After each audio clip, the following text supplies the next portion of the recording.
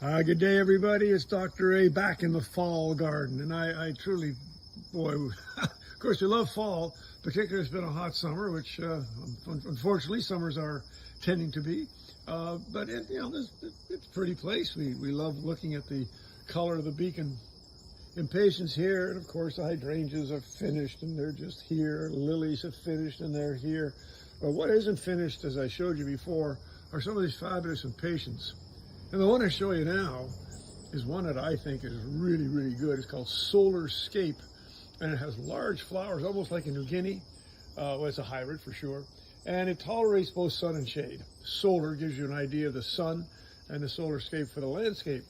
These are in containers, and they're actually in a fairly shady area. So we tend to look at these from quite a distance away, sitting on our deck and looking out in this direction. And as you can see, they really do show up. Solarscape. These impatiens are ones you should look for next spring. I'm all over these things and I think they're terrific. So come see me in the garden, any garden, I'll be there.